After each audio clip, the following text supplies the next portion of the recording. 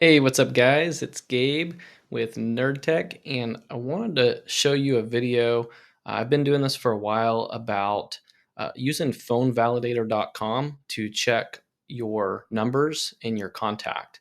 This is a test contact I have here, and whenever a contact is added to my Go High Level CRM, we are able to check whether it's a mobile, a landline, a fake, or even a VoIP phone. And you can see down here at the bottom, this one says cell phone. This is what happens. It gets a tag. Now, Go High Level just came out and updated their phone validation system. So if you do send a text message that's a landline, it will check it before it sends the message. And then if it is a landline and not a text, it will automatically D&D them down here. It used to be that it would only check the number after the text was already sent, which is bad. It hurts your texting reputation, and your account could get suspended if you did that too many times. So it is a good thing that they updated that it's checking before the message is sent so it doesn't harm your reputation. But it still doesn't tell you who the carrier is, or if it's a text, or if it's a mobile or a landline. It doesn't give you that information. It just gives you an error and says it's not a textable number. So, uh, with using phonevalidator.com, we can use their API. It's super, super cheap. It costs, I think less than half a penny. And we can actually integrate it so that every single contact gets checked beforehand. We actually get a tag here, and we can get some other data from that as well. I don't have that in this test contact, but I'm going to show you. So if we go over here to Phone Validator, I'm already in their API documentation, and this is telling us how to get started. So when we create the webhook inside of Go High Level, I'm going to show you what that looks like. We're going to use this URL, and then take note where when you set this up, you're going to put in your API key here. You're not going to have the curly brackets, just the API key. And then right here, we are going to map this to the Go High Level contact phone number, and I'll show you what that looks like. Then when this runs for every contact, we're going to get this type of information right here. It's going to tell us, is it a fake number, yes or no? It's going to tell us that the line type is a cell phone, landline, fake, or VoIP. It's going to tell us the cell phone company name, the phone's location.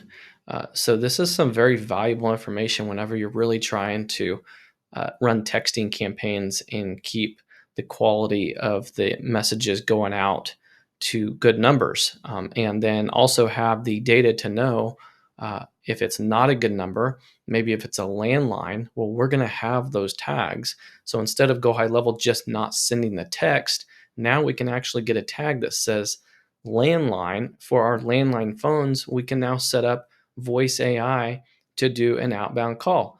If it's B2B or if it's B2C, they must be opted in. So, but it gives us some other options.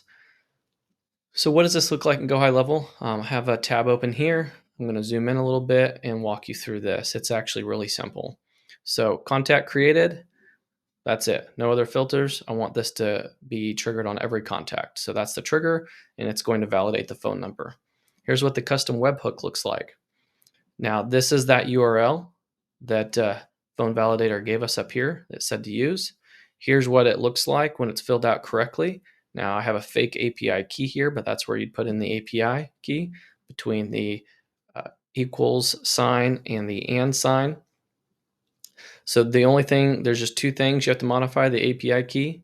This key you get from Phone Validator. So you'll create an account, you'll log in, make sure you fund your account with money, and then it'll actually give you an API key. So you'll put that right here. Then this phone here, this is actually, we just map that directly to the contact and then the phone raw format, just like that, insert, and then boom, it looks like that.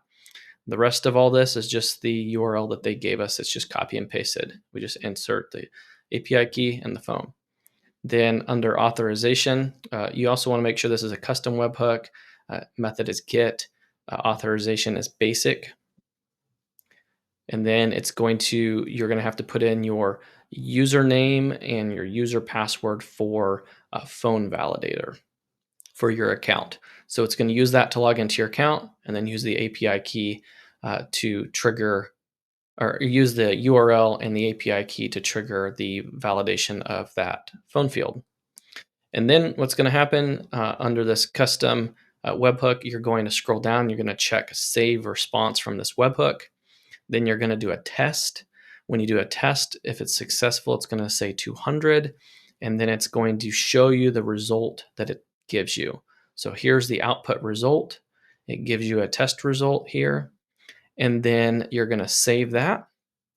And then this is kind of optional how you want to set up the automation to work, but this is how I have mine set up.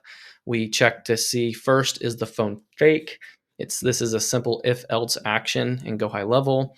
And then I have a yes, phone is fake if it equals yes. And right here, this just comes from the custom webhook response and then phone fake. And then we choose phone fake. That's where that comes from. And then if it's a no, then we continue on. So phone fake, yes, we add the tag that the phone is fake. If it's not fake, we continue on. And then we see what line type it is. Is it a VoIP? Is it a cell phone? Is it a landline? In most cases, we're looking for cell phones. So this is the one that matters most to me. But in all these different scenarios, it's going to check based on that result. This is connected to the inbound webhook. So again, when you click this, you click on the custom webhook, and you're looking for the output result that it's given you down here. That's what you're mapping the fields to. And again, this is an if else action. So we're checking, is it a VoIP? Is it a cell phone? Is it a landline by checking that result? And then we add the tag here to uh, so that we can create uh, the custom or the contact. Sorry, I'm drawing a blank. The smart lists. We can create smart lists based off of these tags and find these contacts if we want to do something to them. And these wait fields, you can ignore those. I'll just delete them. Those are not needed. That was input during a test that I was doing. And so that's how it looks. It's a pretty simple workflow. And then it's going to qualify every single contact.